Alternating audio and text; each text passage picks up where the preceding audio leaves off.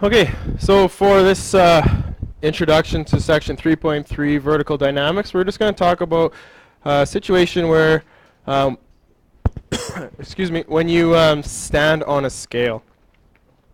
Okay, so draw a human being and draw that person standing on a scale. And of course, inside the scale, this is a brutal drawing, but inside the scale, you know, there might be a spring in there or some device that measures your weight. So what's happening here is everybody hops on a scale from time to time in their life, and they get a measurement in pounds or kilograms, and they call that their weight.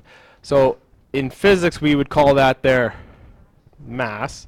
And for us, when we think about this scale, what the scale is doing is it actually is measuring the upward normal force that is balancing your downward gravitational force. Okay, so just jot that down.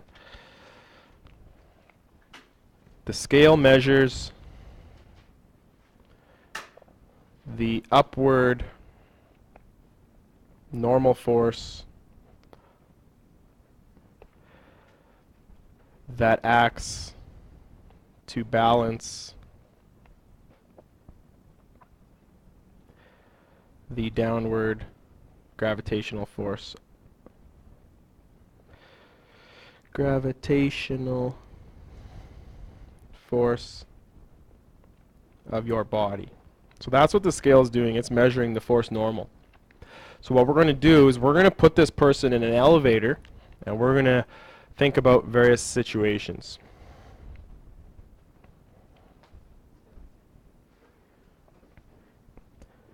Okay, so we're just going to do 4 situations. So I'm going to take this person standing on this scale, and I'm going to insert him into 4 free body diagrams.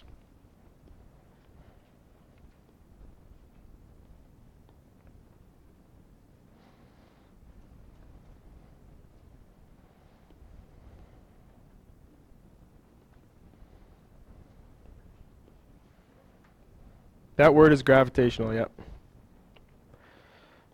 This one here, gravitational. Sorry for the chicken scratch. Okay, so we're going to call this situation A, B, C, and D.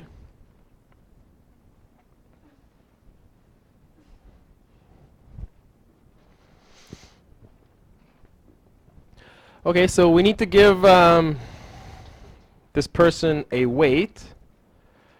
So let's give this person a weight. And we're going to give him a weight of 784 newtons.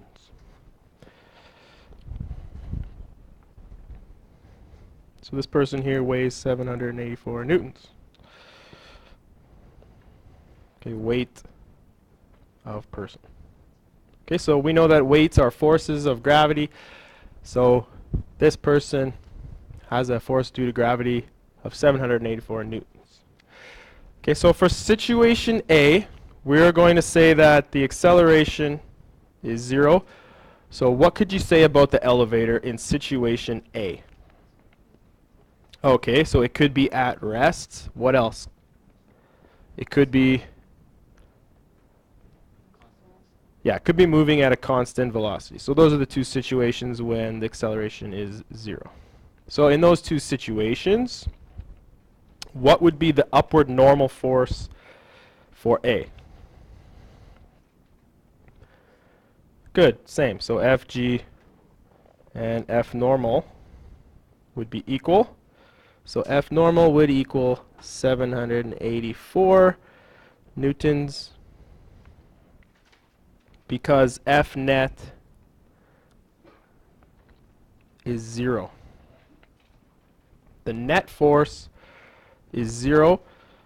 If the net force is 0, the forces are balanced. And in this case, the normal force, the measure on the scale, would be the same as the actual weight of the person. Now let's think about situation B. For situation B, the elevator is going to be accelerating 5 meters per second squared up.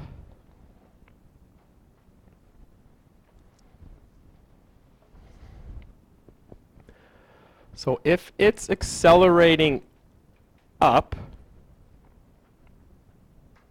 and we're going to tell you that the net force is 400 newtons up. So the net force would have to be up if you're going to be accelerating up. How would you draw your free body diagram? Which one's longer? The F normal would be longer. Good. And FG would be the same as section or situation A. Okay, so what would the normal force be in this situation?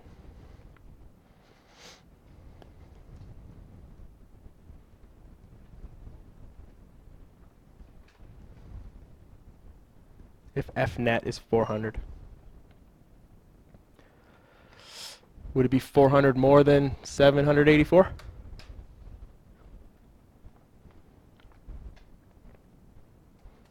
So what would Fn equal in this case? 1184 newtons up. I'll highlight those Fn's so it's easier to see. I'll use purple.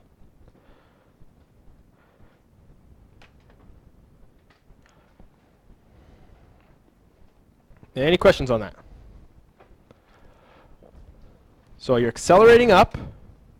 The normal force, the force vector that points up, has to be larger than the force vector that points down. And therefore, you feel what? Because what does the scale do? It's supposed to measure your weight. So how do you feel when you're accelerating up? Now try to imagine yourself in the elevator when it starts to move up. How do you feel? Do you feel heavier? You're almost like, oh. It's a very weird feeling. And you actually feel heavier. And that's called apparent weight. Okay? That feeling of heaviness, or even when you feel lighter, that's apparent weight. Okay, so let's do situation C. So this one would obviously be accelerating down. And we'll say that the net force is 400 newtons down. So how would the free body diagram look like on this one?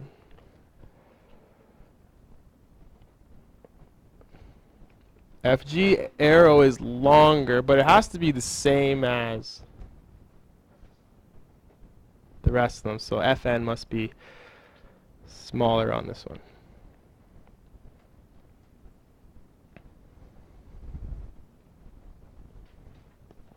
So if the net force is negative 400,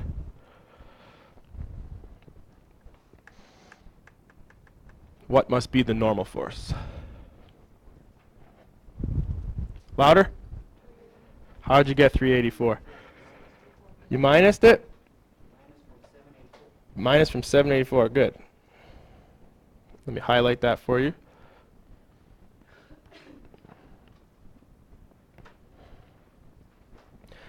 So in that situation, now this is you standing in the elevator, you hit the button, you're going down. What happens when it goes down? You're like, you know that feeling? Ever had that feeling? You're like, ooh. You ever feel that? You almost feel, you feel what? Lighter, yeah, you feel lighter. And yeah, in situation B, you feel heavier, so. And I think most people have felt that before. I was gonna get one of those old, you know, the digital scales don't do this as well, but you know the older scales with the, you ever seen those with the what are these called? Yeah, the dial or whatever. Those work quite well, and we could go in the elevator here and disrupt all the other classrooms. We could go disrupt biology and chemistry and have a hoot in that elevator, but I think that would just be too much of a disruption. But it would be nice to actually see how the scale is changing as you accelerate. So when you stand on a scale, and you're just at rest, and you've ever been on one of these scales with these dials, it just sits there. But what if you like bounce on it? It moves because you're accelerating. Okay? And then the last situation is the craziest situation, and that's if you're in an elevator and the cable snaps.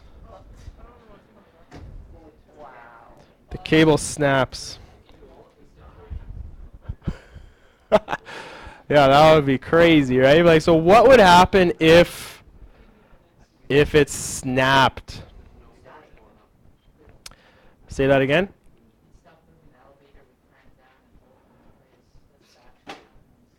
The cable breaks. You're going to accelerate downward, yeah, because there's nothing holding you there. Just grab you. I heard a couple people. The what? Yeah, but we don't. We don't. This is just this is an elevator dangling on a string, man. So in this situation D, what did you say, Ethan? There's no force pushing you up, and the only force is pushing you down. And how fast are you accelerating? Good. So now we're going to be accelerating at 9.81 meters per second down. And in this situation, you would feel too light. Yeah, what do they call that? Your head would hit the top.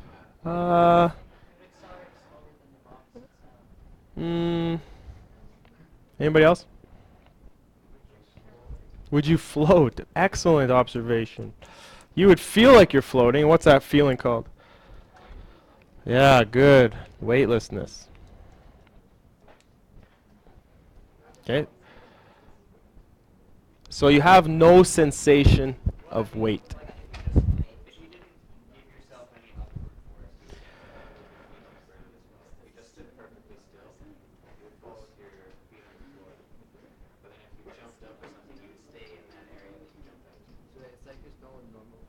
Yeah, there's no normal force. So it's a feeling of weightlessness.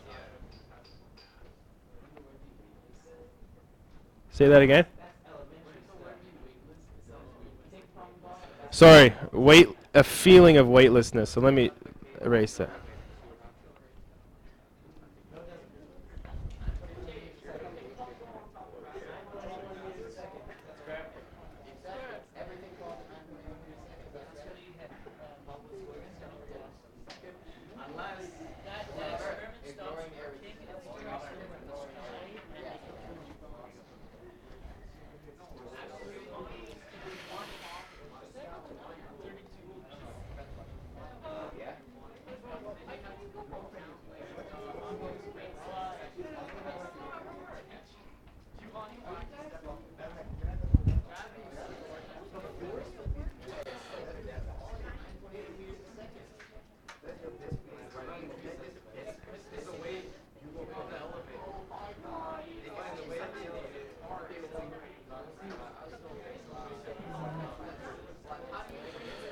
Okay, guys, let's interrupt you. Hi. Thank you. I think that there's lots of good conversations going on, but in the name of keeping the peace, let's move into our workbook. This is enough notes to get you started with your workbook. So let's switch gears. Let's switch gears to the workbook. Now we're into page 87. And we have about a half an hour, so I'm probably just going to stand up here for about another 10 minutes showing you some of these questions and then give you guys time to work. I think that's fair. So please, let's be quiet for the next 10 minutes, and then you guys can have some quiet conversations during your work period. And page 87.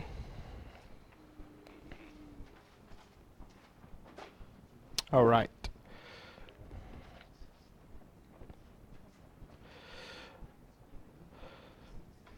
Okay, so with vertical dynamics, I'm just going to get you to draw a couple situations again, just to really emphasize this.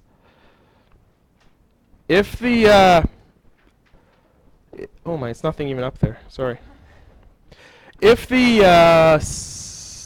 upward and downward force vectors, Joel, are equal and balanced, equal opposite, then you're not going to have any acceleration, okay?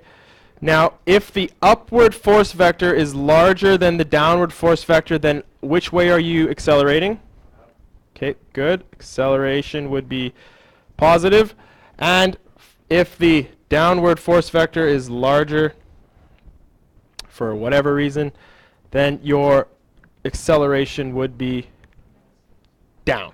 Okay, so please just, in essence, think about these force diagrams with simplicity. Okay, let me use a different color to sort of try and analyze this. So this piece here, this is like downward piece, it would only cancel out about that much. So that would only cancel about that much. So all this here would be leftover force, which makes you accelerate up. So please think this as in simple terms, as like which arrow is bigger. Okay, if the arrow is bigger in this way, that's the way we're heading. Okay, now downward into this. If you see the word apparent weight, that's what they're talking, this F normal, this contact force that is perpendicular to the surface. So when you see that apparent weight, that's what they're talking about. So let's take a look at these situations. A 60 kg student standing in an elevator on a scale calibrated in newtons. Determine the apparent weight of the student as shown by the scale. In section A, they're showing you stationary. You can see that they're using the letter T for tension. This would be like the force in the cable holding the elevator up. And that force upward is balanced by that force downward. And you can see that they have Fg equals mg. This is the mass of the student times the acceleration due to gravity. And you have the force due to gravity there. Determine the apparent weight. So the apparent weight would be Fg, which is equal to Fn. However, in part B, this is where it gets a little bit more interesting. And this, I think, is a typo, that 587. Okay, so I think that should say 589 after some rounding. I believe that's a typo. Now for part B, if it's accelerating downward, the downward force vector has to be larger. Okay, so they find and they give you the acceleration. So A is given,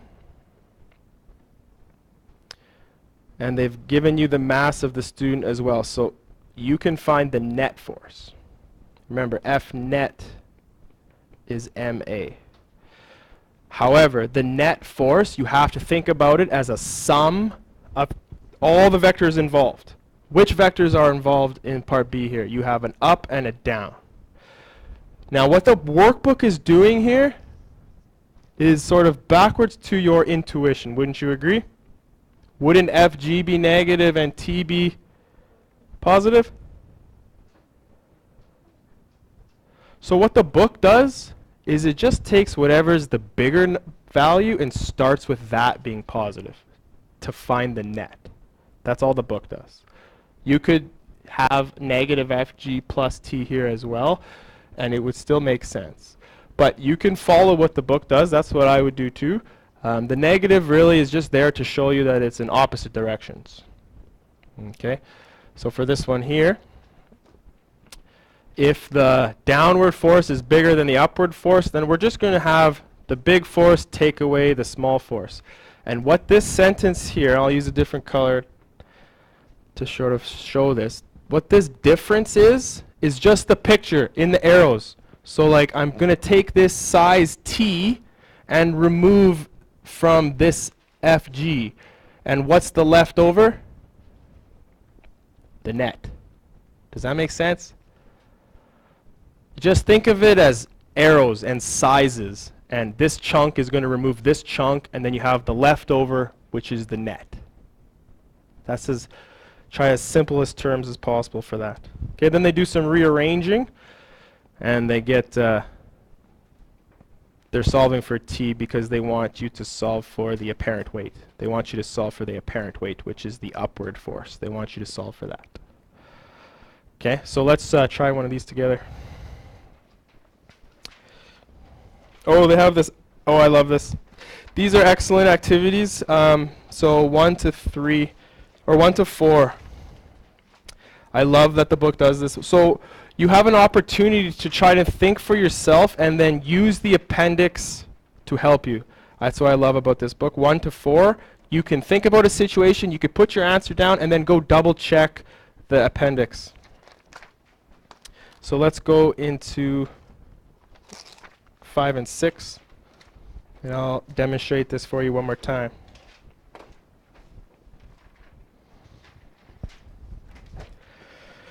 Let's do 6. Okay, Mr. Otis is a mechanical engineer who designs a 1900 kilogram elevator to accelerate downward at a rate of 1.1 meters per second square. Determine the magnitude of the tension in the cable during a test run of his system. So start with your free body diagram. Which force vector is going to be larger? It's accelerating down. So the upward vector is smaller. Giovanni, maybe just I'm going to be done in like a minute. So this is tension up here. This is force gravity down here. Which one of those is larger? Fg. So just use that one to start. You're going to start with Fg, and you're going to subtract off T. And the result of that is the net. And in a picture form, this minus T is this guy removing off that much, and the net, that's why I love color, the net would be this piece left over. And that leftover piece, that like leftover Newton, it's like a force down, it's still there, it's not being balanced, so you're going to accelerate down. Okay? So for F net, we know the formula. What's the formula for F net? MA. And over here, what's the formula for Fg? Mg. And then minus T. They are asking us to determine the magnitude excuse me, of the tension. So let me bring T over to the left, and I'll subtract MA. If you're ever taking a math course in the last year or so, you can factor out an M, and then we can look at this. Let's look at this expression here for the tension. So this expression for tension, do you agree that tension is a force? So what's the formula for a force? What's a formula for a force? Always. MA. So you can see with M factored out, this is just M times the acceleration of the tension. So the acceleration of the tension is just the difference in G and A. Okay?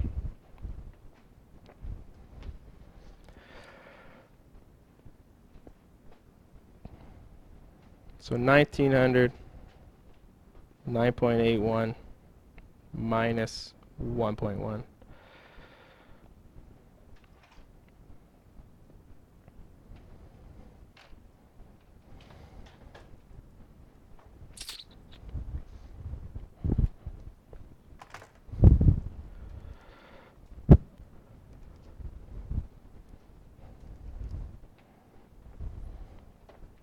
$16,549. And how many sig digs? 3? 3 sig digs, so what do we got here?